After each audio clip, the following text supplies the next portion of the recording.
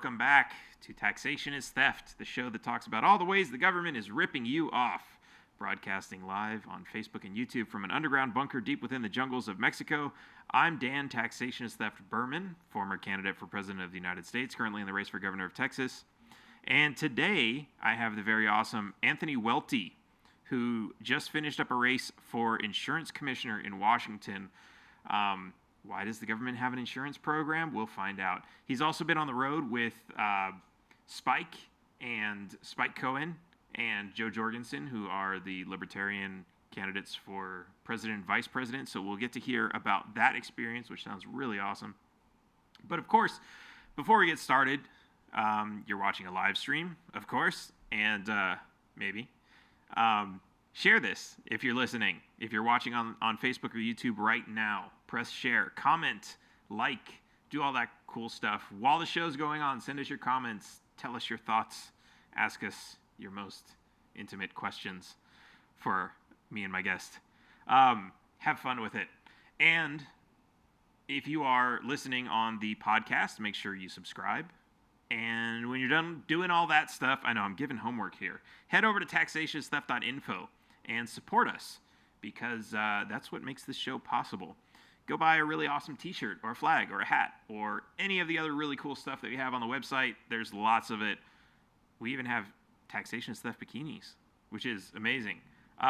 You should see the pictures of that. I'm going to let you go find the website and dig around for those. That's my bait for this evening. All right, guys. On to the show. Anthony, welcome. How's it going? Well, better now that I just found out I can buy my wife a bikini that says Taxation is Theft. So thank you for that. I will absolutely go to the website. What was the website again? taxationistheft.info. All right. taxationistheft.info has bikinis. I love it. I'm doing awesome out here in the wet and rainy Pacific Northwest. Quite a bit different than the East Coast, where I just got off the campaign trail with Mr. Cohen himself, Mr. My Little Pony himself, and we ended up in Jacksonville, Orlando, and Miami, and man, it was hot down there still. So we got 40-degree weather out here in Washington. I'm kind of missing the Florida weather already. Wow, 40. That's almost freezing. I have to do my Fahrenheit conversion. Yeah, we've got snow on the ground in parts of the state already. Oh wow! Already, I'm like thinking, wait a minute. Oh yeah, we're going into winter. Where did summer go? Oh, we were all stuck in our houses. Holy shit. Yeah, we had summer stolen from us. We thought taxation was theft. My God, we lost summer. That's not cool. Yeah, you thought daylight savings was bad.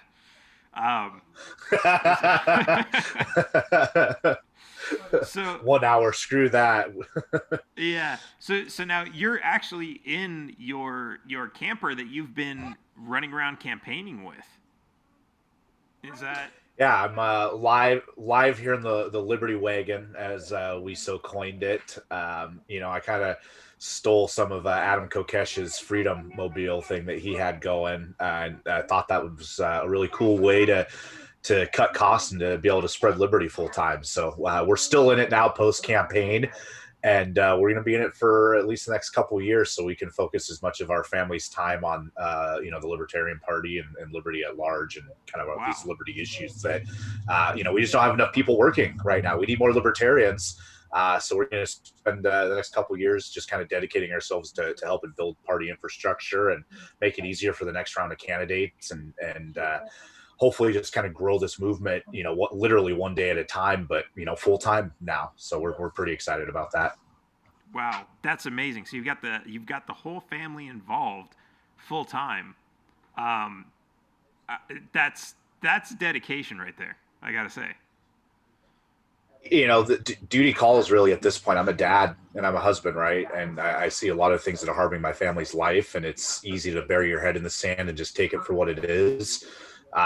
But I'm a fighter in that sense. So I care enough to get out there and fight like people like you do. And we created a life for ourselves that will allow us to do this full time. We sold half of what we owned and gave up the nice, pretty little condo we had near a beautiful beach in Washington. And we're going to do this for a few years. I think it's important. I've got a lot of energy for it, and I just want to do my part to help the party where I can. How are you going to be homeschooling your kids on this journey? Yeah, one Tuttle Twins book at a time. I've got a 5-year-old son, and so right now homeschool's pretty easy, if I'm being honest, in the sense that Hot Wheels and Play-Doh is homeschooling. But yeah, we homeschool on the road. My wife works remote already. Well, that was pre-COVID, so post-COVID it's just easier because it's even more expected that's kind of what everybody's doing. So we'll homeschool him, and he's immersed in politics already. And I put out a Facebook post about this the other day. I heard him and my son, or my wife and my son, just casually talking after dinner, and he unprompted brought up libertarian. Said, "I think I'm a libertarian, mommy, but I need to research the principles more." And it's like my heart was just beaming. Not that he was claiming libertarianism, that's a hope one day in it, but that he was already questioning things even at 5 years old, and realizing that he can't just take daddy's word for it. So I want to lead him to libertarianism, but I don't want to brainwash him into it. Right. Yeah. That's amazing. Yeah. That's really interesting. The way you say that, because we have this societal expectation or the societal norm that your parents will always, force you to be, oh, we're Democrats in this family. Or we're Republicans in this family. It's interesting that you're, but I mean, I guess that's part of the libertarian philosophy is that would be anti-libertarian to tell your kids you have to be a libertarian. That's what we do in this family. Yeah, that would be awfully authoritarian. But you know what? Considering kids are basically socialist, I feel like we parents get a little bit of leeway. We kind of have to tell them a little bit of what's up, otherwise they just drown. But hopefully encourage and empower him so he wants to live libertarian principles, not just talk politics about it, which is a lot of what this world's turned into. But we're trying to live it through our family now, and I'm trying to live as little on the system as we can, and have as little tax over my life as possible. And being mobile kind of helps us disengage from the system a little bit. Right. The IRS never knows where to find you. No, well, I'm sure they got some friends that'll help them find me one way or another. We're going to make it as hard on them as possible, though. You're going to end up with GPS. Well, I guess you already have GPS tracking devices on whatever phone you're using. So. Oh, I'm totally checked into this podcast right now. So one way or another, they know where we're both at. Right. Our FBI guys are like high-fiving right now. Yeah. Well, isn't that all the new fake libertarian accounts on Twitter? It's all feds. That's the rumor I hear going around. I've added like nobody recently. I'm like, I don't trust you. We only have 6 friends in common. That's fishy. Yeah. I see right through your Jorgensen Cohen picture frame on your Facebook profile. Yeah, it is interesting, and like I've never felt threatened by that, because I'm just like, whatever. I pretty much post everything publicly already. I'm not going to live my life in fear, but it is interesting because you can have, that's where the FBI sends you a message and says, hey, you want to do some real liberty? And you're thinking like, oh, they're on my friends list. Okay, sure. And then they're like, next thing you know, you're getting arrested for aiding Hamas. I don't know if you heard that story, but all these other, somebody just sent me an article today that was like, what does it say? Teen with van full of guns had checklist to execute Joe Biden, authorities say. And I'm like, I bet you $50 the FBI sold him the guns and the truck. We'll have to see where that goes. But that's insane. Oh man, I will not take you up on that bet. I would like to keep my money. Yeah, that's absolute insanity. But so you were touring with Spike and Joe, but Spike and Joe weren't touring with each other, were they? They're kind of on their own. Yeah, Joe, I didn't tour with him on the bus. Joe came out to Washington for a couple of days. My campaign and the Washington for Jorgensen campaign manager, Whitney, and I worked with the campaign to get her out for a couple of fundraisers and a couple of rallies to support my race and her race and a couple of the other down ballot campaigns. And it was really cool to see her really early in the election season, even before the primary, being willing to put her time out there to come out and support my race and put on some pretty cool rallies. So I got to hang out with her and Jess Mears for a couple of days as we basically toured Washington. And then after my race was over, a couple short weeks after that, rest in peace, Be Free Welti campaign. Spike's manager, Matt Hicks, hit me up and wanted to know if I'd come out on tour with Spike to help manage his end of the bus tour. So we did that for 3 weeks, came home, finally got a couple of days of rest, and then came back out for another, I think, 12 days with him here to wrap up his second leg of the tour. And my goodness, it's so empowering to meet libertarians all around the country that are hungry to be involved. And I'm seeing much more of a kind of a resurgence in the grassroots through the bus tour and seeing a lot of small local media hits that maybe we didn't get in previous cycles. And it's a different energy than from what I saw in the 2016 campaign with Gary Johnson. Much more, I think, party oriented and grassroots oriented, that I think is pretty tremendous. Wow, that's amazing. What was the most fun thing that happened on either of those? Oh my goodness. Spike's a riot. I had the honor of endorsing Spike and nominating him at the state convention for vice president. But Spike and I didn't have a personal relationship at that time. He was somebody that he earned my respect as the nominees, and I wanted to help him. But now getting to spend multiple weeks on the road, just getting to know who Spike is, and just he's funny as hell, a lot funnier than me, and just seeing that he's got a good spirit that's completely focused on bringing people into libertarian thought as his kind of who he is right now, and what his passion is for freedom and for liberty, and just getting to see that on a daily basis was amazing. I think we had, dude, we watched a guy get arrested in Newport Beach, Virginia, I think it was, for open carrying. Although nobody had any issues with him and he wasn't causing any trouble, but they arrested him in front of us for open carrying due to a recently passed ordinance that state's a open carry state, except for on public property now. So we were at a park, and the police, when we showed up with the bus, that was the one thing they kind of told us was, you guys are welcome here, but there is no open carry, right? They already had it on their minds that, oh my God, these scary libertarians are coming in with all their guns.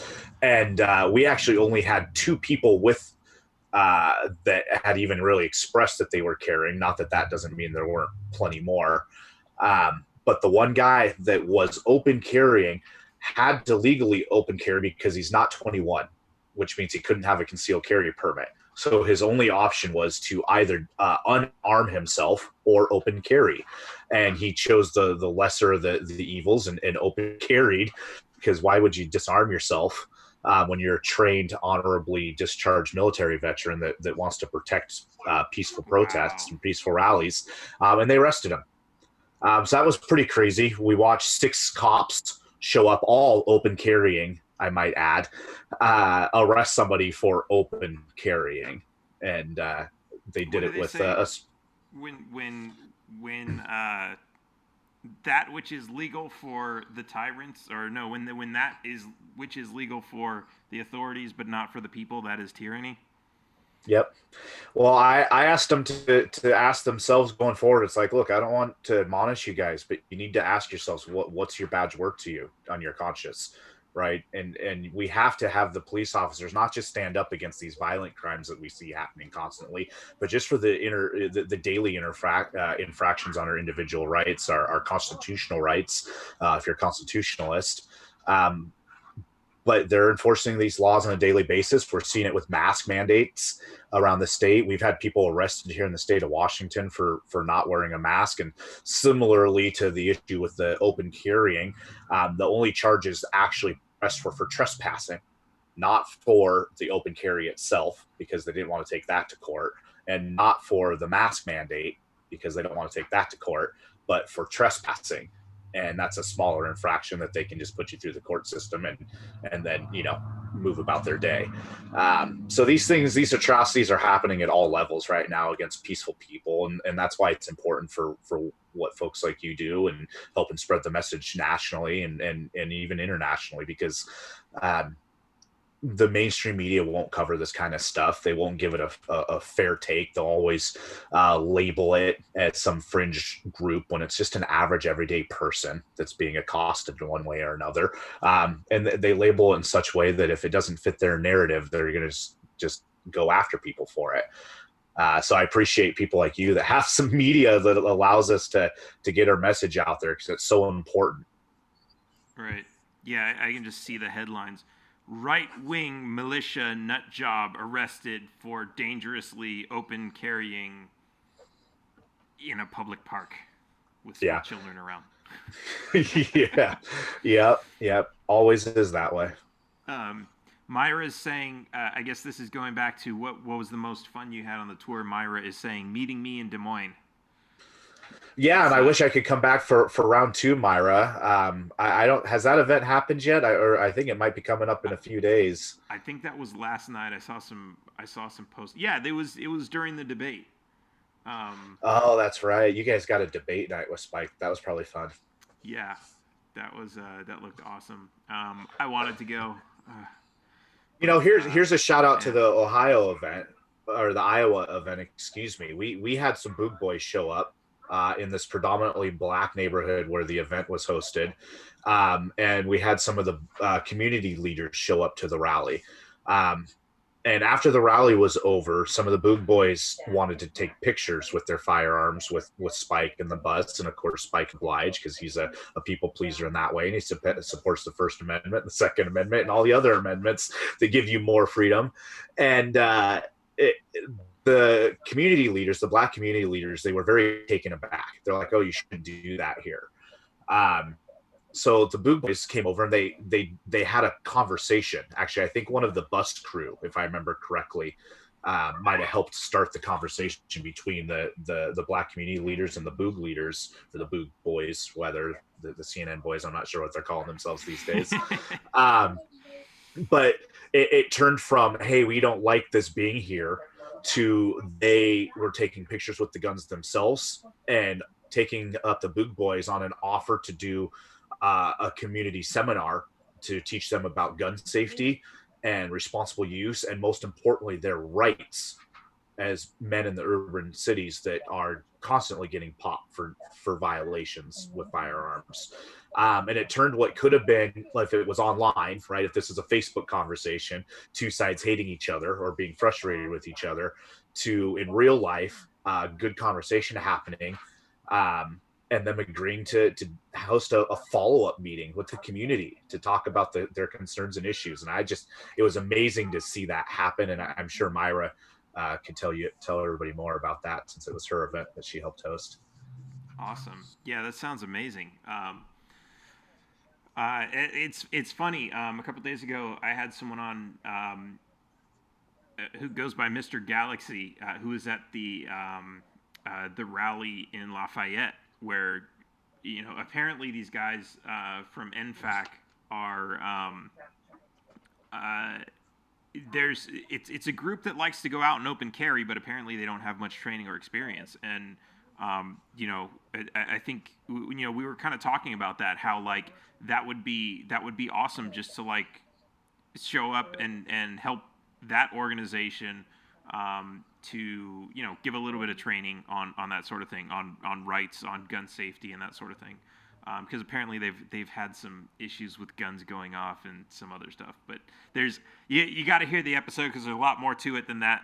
Apparently that organization is a little crazy. So, um, but Well, the more we can teach and help each other, the better. It doesn't matter what the topic is, whether it's politics or gun safety or baseball, right? Like, yeah, that's what we're all here for, really, I think. But to see it in some of these areas that are more divisive is really encouraging. right. Um, so I hope they followed up with it. I was so busy on the campaign trail, I haven't even had a chance to follow up with them. Well, It's just Myra one of the comments. many things. What have you done since then, Myra? Tell us. She's watching. So, while she comes up with an answer for that, um, so let's talk about your campaign. How did that go? It's you. So this wasn't on the normal, the normal general election date as everything else. Well, I ran as a libertarian for the position of insurance commissioner, so you can imagine how it went. But no, we had a ton of fun doing this campaign. We learned just a crap ton, um, and ultimately we didn't make it out of the general election. So Washington's a top two primary. So our general election's here on November 3rd, like it is for everybody else. But the primary election was back in August. We ended up running in what was a very interesting race that really highlights what libertarians already knew, which is most of the population just votes down ballot political party without doing a whole heck of a lot of research. And one of the reasons why I picked the race for insurance commissioner was to really help expose some basic things like, what does government do? Right? Insurance commissioner, what does that role do? How does it affect your daily life? How can I talk about the voting system and ballot access, right? Things of that nature. And also how the two-party system works, and what vote turnout is, and how down ballot voting can be harmful, because some of these things that happened in my race, I knew in advance would likely happen, and I wanted to lean into those issues to really help expose them in as big a way as possible. So what I mean by that is I knew that Republicans and Democrat voters in large part would just vote down ballot.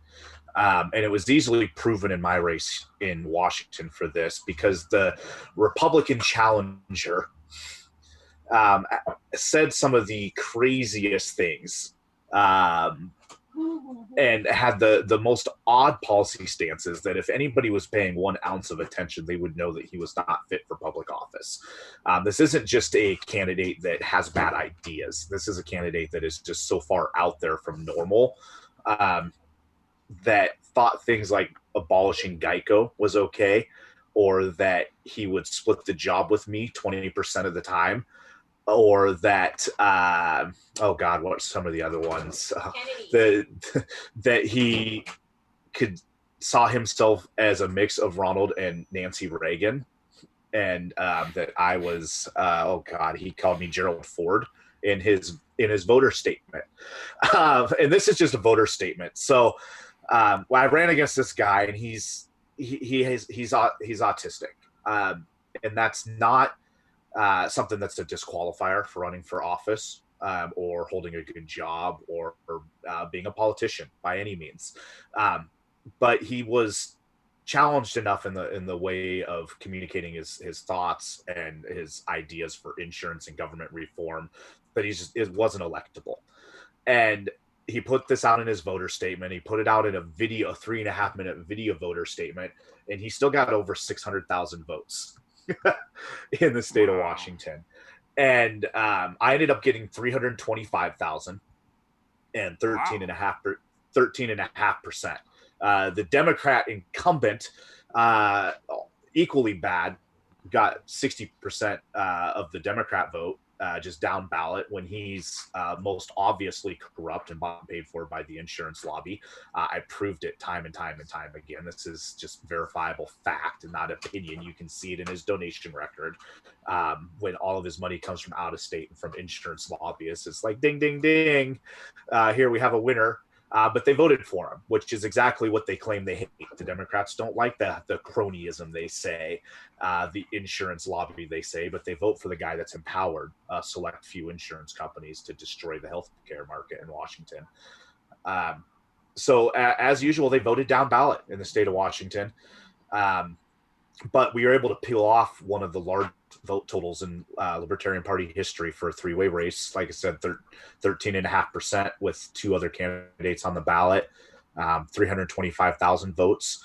Gary Johnson in 2016 hit about 160,000 votes, just for point of reference. So we did a lot. We did a lot of good things. We failed in a few ways consistently early on in the campaign, and growing pains and just learning, how to run a decent campaign. But the idea now is to pass on those lessons to other candidates in Washington and around the country, teach them what we learned, and then continue to grow from that themselves. So we can help Liberty candidates all around the country get elected. Right. I just want to say you got 300,000 votes, you said? Yeah. That's amazing. Yeah, it took us basically, a year full time running statewide to do it. But we did it in COVID with no fairs or festivals or anything of that nature. So thank God I had started 2 years prior and had been doing campaign events on nights or weekends, periodically and more as it got closer to election season. But I spent 2.5 years on one race. We built slowly. I went to as many events as possible. I spoke at as many events as possible. I never turned down an event or a speaking engagement or an interview, no matter big or small it was. And we ended up getting endorsed by multiple media sources, radio media sources here in Washington. 3 of them actually major conservative, definitely conservative leaning radio sources, but they all endorsed me. We had some cross-party endorsements. Some of the Republican chapters, while they wouldn't admonish their bad candidate, a couple of them did endorse me without even requesting it from them. So it was good. It was encouraging to see at least 2 of the 39 counties in my state Republican Party that were brave enough to not endorse their party's pick. Wow, that's insane. Yeah, I'm just thinking about that. That's really amazing. How did you get to any? Did you really get to any big events where a lot of people showed up? Yeah, I've been invited to speak at a number of different events at the state capitol, big rallies, small reopen rallies here recently, with a couple hundred people or a couple thousand people. But over basically any opportunity I could take to talk about liberty, I would show up, even if it wasn't for something directly related to my campaign. I just drop my party stuff, or excuse me, I just drop my candidate stuff and just talk about the issue, right? And show people how I stand for all your freedoms all the time. One day I spoke at a gun rally with about 4,000 people in the morning, and then was the only candidate to stay over to a vape freedom rally with about 200 people later in the afternoon. All the other candidates left. I stayed for both. Nice. Right? And it's because libertarians give a shit. We actually care about everybody and all of their freedoms, not just what our base is, Right. Yeah, that's amazing. So now, you said you made a little bit of an appearance in a Borat movie. Yeah, my political signs did. So one of those rallies I spoke at is now available on Prime Video for free through Borat's newest hit piece, which was quite rude. He trolled a political rally I spoke at, and that a couple other libertarians spoke at, actually, and it ended up in his new movie. So thanks Borat for helping spread my name a little bit, which he could have released it before the general election, so I could have got the hit from it at least. But I haven't been getting doxxed yet for being at a far right militia rally, which was not hosted by Republicans. In fact, it was hosted by 3 people that identify as libertarian, one of which is a Purple Heart wearing Filipino immigrant who is a card carrying Libertarian Party member. And he was the main host. And the sad thing about this troll that Borat did, and the way that the event got labeled, was one set up by actors. There was known actors and extras that they staged in the crowd. We saw it happening, but they labeled it a white supremacy rally. A anti-America rally that was a Trump rally, and in reality, it was a bunch of people talking about freedom. And yeah, some of them probably support Trump. Some of them absolutely don't support Trump. But it wasn't a Trump rally. It wasn't a white supremacy rally. And the fact that there was Jewish immigrants on stage, that was a Native American Jewish Indian chief speaking on the stage. There was a Filipino immigrant speaking on the stage. These are all the opening speakers. And I watched them get so much hate thrown at them on Twitter, being labeled things that they're not, that honestly it was heartbreaking to watch, because it wasn't true, right? And these are good people that care about their neighbors, they care about others.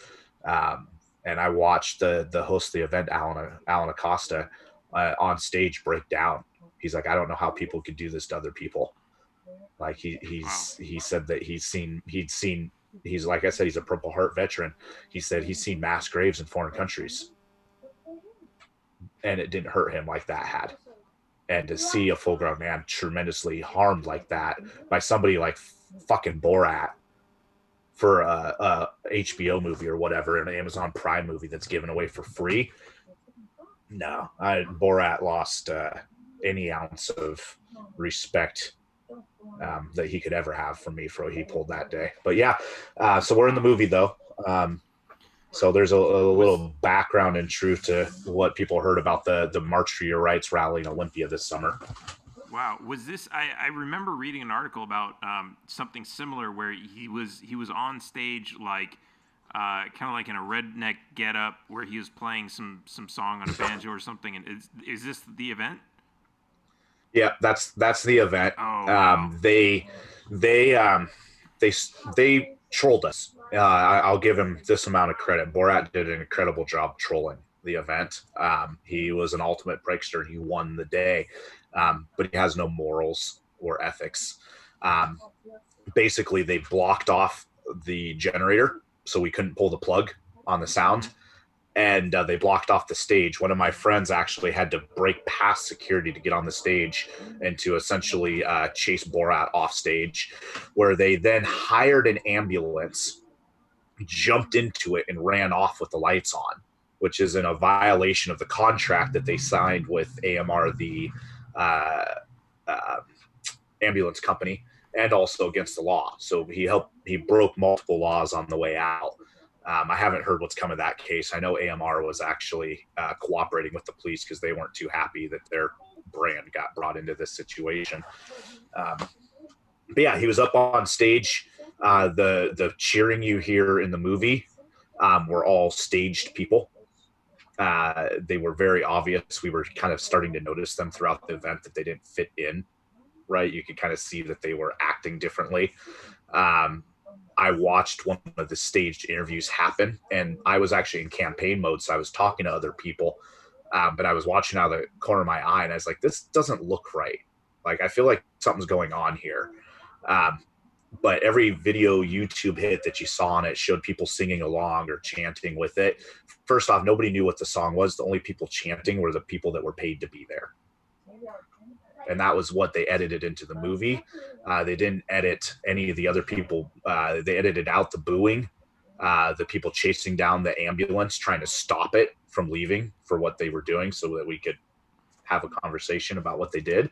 And it was a pretty poor reflection on, I think, what we are as people now, because it really, what it did was lean into the small amount of hate that we actually have in this country and try to further divide us, which we all know is not indicative of what the entire country is. We see people come together every time there's a natural disaster, right? There's not as much hate in this country as the media wants us to think there is.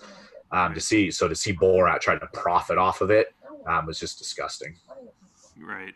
Yeah, and it was. I remember reading about. I guess he had hired the security staff and everything, so they had really just taken that over. But it's really interesting to see this because I mean, I saw. Yeah, I guess there's bias. I mean, everybody's biased, in some way or another. But I saw this thing with Giuliani where he got caught with his hand down his pants, with like it was supposed to be Borat's niece or something who was 15, and it was this whole staged interview in a hotel and everything. And like I saw that and I kind of laughed because I'm like, yeah, well, Giuliani is Giuliani, so who really cares? But it's and I'm sure there are people who are huge fans of Giuliani and they're like, oh my God, how could they do this to such a wonderful man? Um, Yeah. and it's like I see that and I laugh because I know what he all the stuff he's done. But then I hear it's happening to like some good people, and I'm like who are on my side politically, and I'm like, okay, yeah, that's that's on my bias now, to say yeah, that was kind of a shit thing to do. Um, Yeah, I mean the event definitely had people that you could call right wing, right? There's definitely just gun toting Republicans out there. There was also gun toting Democrats there, that are pushing them back against some of the rules that are happening. I go to a lot of gun rallies now, and I'm not even a gun guy. I I go now to meet people and to talk to them about individual liberty and freedom. And so I meet Democrats and Republicans at these events, but the majority of that event, I would say, was easily 50% libertarian. And as you know, we're anything but right wing. um, so to see it mischaracterized intentionally, in a harmful manner against good people, it's just the sometimes the pendulum swings too far, right? Like right. it was like, all right, we need to find center again and like recalibrate. Like it's okay to have differences and be frustrated with one another, but like when you're intentionally hurting people, and we're seeing it at protests now where people on both sides are literally getting shot and killed, um, whether it's self-defense or otherwise. We're watching people get killed in the streets right now. Multiple people hit by cars when they're protesting. People shot by people in cars while Right. they're protesting. It's we got to stop this, people. Like it's only going to get more dangerous and less, um, God, less kind, for lack of a better way, of putting it. Right, and it's interesting too because as much as like we know we watch stuff on TV and we're like, yeah, it's just a movie. Yeah, that's fake, or all these things. Like it doesn't. It really doesn't matter because ultimately it's still putting thoughts and images in our head that even if we know they're not real, there's still thoughts and images. So like you watch a movie that's like with cops or gangs or whatever, and you see the police in the movie acting a certain way. You don't see the police on your normal everyday, so what you learn about how the police act is what you learn about through this movie. And even though it's a fictional movie, you see these things that they do, and you don't intend to do this, but you capture those thoughts and you take them on for later. So when you see a certain group of people being portrayed a certain way, which is exactly what the media does, they'll take like a group of 100 million people and they'll say, out of 100 million Republicans, here's 10 of them acting like total absolute nutcase racists. Yeah. That's how the rest of them are. Like they don't even have to say that's how the rest of them are. You build your image in viewers' minds this way, and that's when you see this so many times. You see people who are out there at protests and whatever, and they're out and they assume you can see them accusing somebody like you're this, you're that, and they make these accusations, and it's like you don't even know who this person is. What makes you think that? And it all has to do with like these images that are put in our head through this fictional media, that we know is fictional, but somehow still has that kind of subconscious impact on us. That's really interesting, and I think that's right to your point about how yeah, it was a prank, but at the end of the day, this is still it still did have real world impacts, both politically, socially, so many different ways. Well, and I think we both know that if it was a prank done on the other side by the other side would be mad, right? Like you're only frustrated when it doesn't affect your team. Right. Did I say that right? I think I might have said that backwards. It's if When it it does doesn't affect hurt your your team. Yeah. yeah, exactly. Sorry, I did say that backwards. So if the Republican side, somebody came out and pranked the Democrats, the Republicans would love it, and the Democrats would be all up in arms, and the handful of libertarians are like, hey, I can get along with both of these people. Right, they're still stuck in the middle here, and yeah, it's just when it's intentionally done, and it's done to not be funny, right, when it's done to harm people and to profit off that harm, like that's an act of aggression to a certain extent, not in the traditional sense, but Right. it's definitely Well, harmful. it's common law fraud, um, or whether you want to call it common law or God's law, or whatever your opinion is. That's like, this is one of the actual crimes that you can say is an actual crime, regardless of any man-made legislation. It's doing harm. So yeah, I think that absolutely falls within there, which sucks because I love so many of his movies. But yeah, and that's interesting too, because it, I mean, but that's exactly like your point. It's like when they attack someone else, someone that you don't like, it's like it's totally cool. But once it starts hitting home, then it's like and I think that's really interesting too when you look at what the government does, because ultimately the government is always running around attacking certain groups, and you see the same thing, right? You see, even in libertarian circles. Um, there were some protests. I don't remember where, that I think it was in Washington or Oregon, where they had the vans going around, and then these secret police were jumping out and just grabbing people. Um, and a lot of people were saying, "Yeah, well, I don't Portland, care I that they're, think. yeah, I don't care that they're doing that because I don't like the guys who they're taking."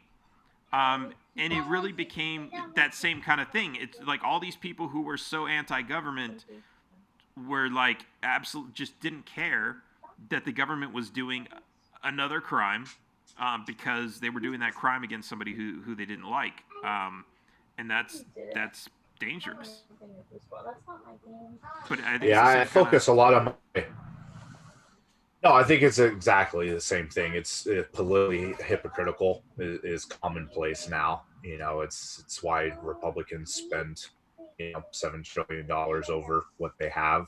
When Trump's in office, and why Republicans don't care, and why when Obama or Biden lock up brown people for smoking pot, the Democrats don't care, right? It's hypocritical, and I think it's again sometimes one of the things I tried to focus on in my campaign, and why I think I was able to reach so many people in a little bit of a unique way, was I didn't always focus my conversation on the actual policy itself. I talked a lot about the hypocritical thing, and I would lean into what either side was maybe doing wrong, and showing us like, hey, I can do this better than they can, right? The things your party's failing at, but just ignored because it's your party.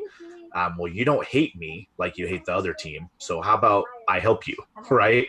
And what I mean by that is, like Republicans and free market insurance, right? The Republicans haven't done anything for insurance reform in decades now. They've only made it worse. So I was able to show them and be like, hey, this is why you want to support me, regardless of my party logo, right? You support free market insurance. This is what I support as well.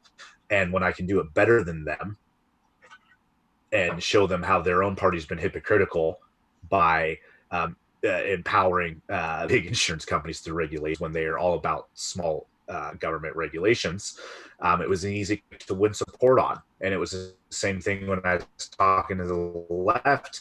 And the problem is I just didn't have enough time or money to reach enough people. I could only reach 13.5%.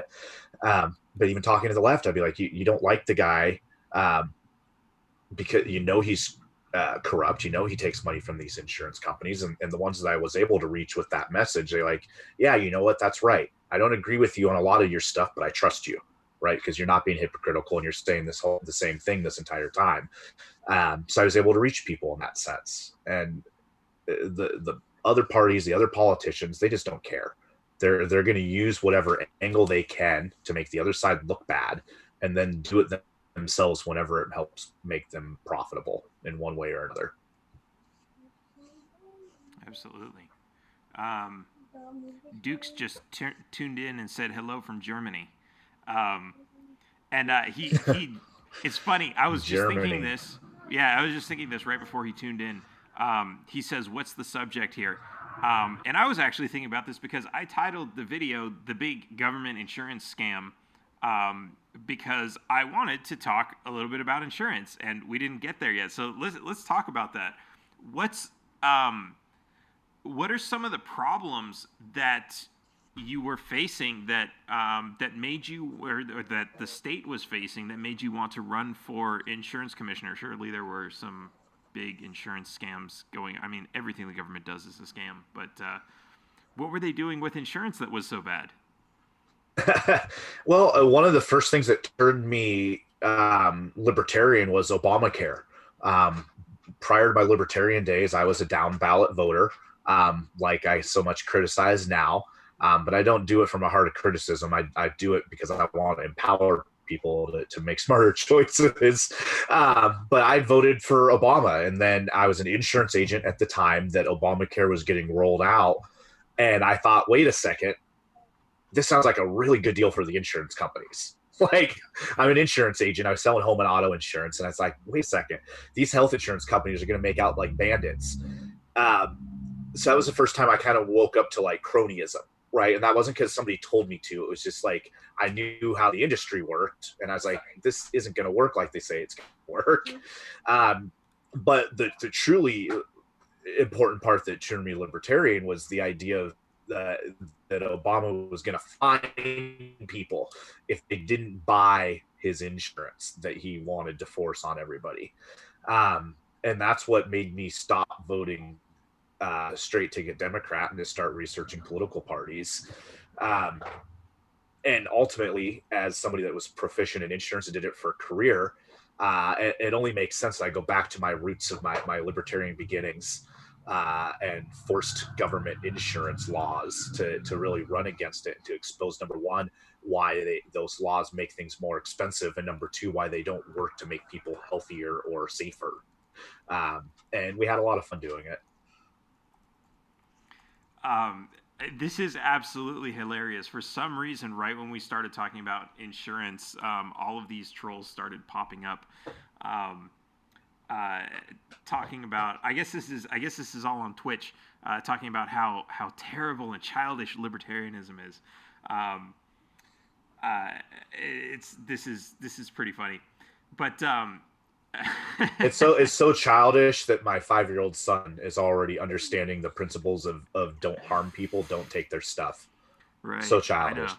It's so much more childish than believing that Democrats and Republicans actually care about us, and or that they can fix the things that they themselves broke decade after decade. So childish. Right. Amazing. And somebody just tuned in from Brazil. Awesome. The number of libertarians here is growing fast. Keep spreading the ideas of liberty and private property. Awesome. Property starts with your body and anything your body creates. Yeah, self-ownership. That's a really interesting one, and we've had some great talks about that here on the show recently. Kind of as being the core of this understanding. And I wanted to when you were talking about insurance and how Obamacare was, they were forcing you to buy insurance. It's interesting. Well, I don't want to get into, because I remember like first they were like, oh yeah, well it's I think they said it was a tax, and they said no, it's not a tax, it's something else. Just in order, this is like the wiggle room that they're doing to like say, oh yeah, well, it's not really legal, but we'll just call it by the right words, and then it becomes legal. But to that same like swindle of the government forcing you to buy products from people, that's really, people don't see this, but this is really how mandatory auto insurance started. This was car insurance companies saying, hey, we can have excuses to raise our rates. If if we have access to all of this data that the government is collecting on their rackets for revenue collection, we can have the government issue fines for people who have not purchased our products. We can have them confiscate their property if they are driving without insurance. It's really amazing that it's the same thing over and over again. But you look at something that's been around as long as mandatory car insurance, except for New Hampshire where it's not mandatory, and it's like we don't really think about that or associate that with the individual mandate of Obamacare because it's been there for so long, and it's almost like it's we've just forgotten about it. And whenever they come up with one of these new programs, if it slips through the cracks, if it stays there long enough, that's ultimately what it turns into. So, I know it's, whenever there's a new program and people want to resist that and say like, no, we can't let this pass. There's really a good reason for that. There's nothing more permanent than a temporary government program. Whenever they pass these things, they're just going to become law. They're never going to get undone, and I shouldn't say never. Hopefully, they all get undone. But that's really the condition that we're kind of put into, and it's really kind of sad to see that. I get to take a break when I want to. Yeah, I mean, once it's written in stone, it's very hard to erase. That's for certain, and it's why it's important to show up to your city council meetings, your county council meetings, your legislative meetings, and to really push back on each and every single bill. It's tiresome and not fun in pretty much any stretch of the imagination, but it's important to be able to do that. And forgive me, I hope I'm not breaking up here. My screen just told me I'm unstable. So. Are you sure that's not another one of these anti-libertarian trolls getting into your phone? Oh man, they're on fire. They're angry. How dare you libertarians have a conversation here? So I guess what's next for you? I mean, I know you said you're going to be traveling around spreading libertarianism. Is there any specific big project you're looking forward to? Yeah, well, I just got pulled on to the Libertarian Party of Washington as their community relations director. So I'm going to be spending a lot of time on growing county chapters, helping getting them affiliated, teaching them how to run events and meetings and stuff, and really just trying to encourage them and get hopefully bodies in the right, multiple bodies on the same Zoom call or the same, coffee shop to get a meeting going and hopefully grow membership a little bit from there as well. And then the King County Libertarian Party brought me as their executive director. So we're really going to be focused on infrastructure, getting all the different positions filled, getting press people, getting social media people, getting the door knockers and the phone makers, and really just trying to get all the tools in the right place. So that we can run more effective campaigns, because it's definitely, as you know, oftentimes you're working with a real thin half or a thin budget. Absolutely. Awesome. Well, before we wrap up, I want to give you an opportunity to plug any websites, anything you've got going on. If you want anybody to donate to a campaign, maybe not yours, maybe another one, maybe it's your state party, go ahead and just give us some idea of what we can do to help you out and help your efforts and anything else you're working on or who you're working with. Yeah, so libertarianpartyofwashington.org. If you're a Washington State resident, definitely encourage you to go to the website there and join the party. If you want to get involved, you can also reach out to me at my Facebook page, Anthony Welti. But no, man, I'm not in a campaign or anything right now, so I'm all about trying to promote other people. I talked about myself for 2.5 years when I was running for office, and I'm sick of it. So hopefully we'll get to promote a whole bunch of other people here pretty soon. Well, do you have anyone else in mind you want to promote? You can absolutely go for it. My screen is telling me I'm unstable. You're still coming in clear here, but I Hello? guess we're lagging over there. So this is the woes of travel on the road. Is my internet is subject to whatever campsite I'm at, and we're actually headed down to sunny California and sunny Arizona here. So hopefully internet's better down there too. As we're going to snowbird for this year and get away from the rain and the snow that I told you about before the call started. So if you're down in California or Arizona, I'd love to meet up with you, fellow libertarians. I'll be in the Phoenix and San Diego areas here to end the year and to start next year. So SoCal, Arizona peeps, hit me up. Awesome. Well, thank you so much for joining. We've really got some amazing trolls in the comments, so I just want to respond to a couple of these before we go.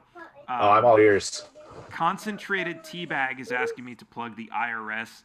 So if you like the IRS, if you have some extra money and you'd like to give it to the poor government who somehow is always ending up with less money in its pocket than it spends, than it collects, whatever, head on over to irs.gov.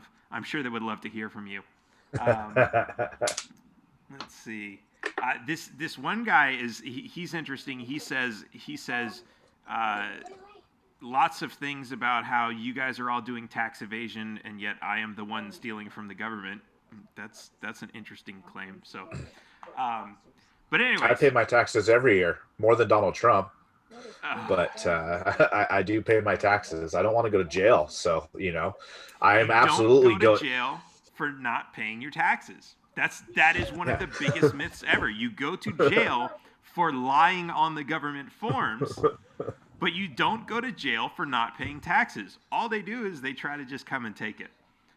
It's kind of like that open carry thing and the mask thing where they don't get you for the mask or the gun.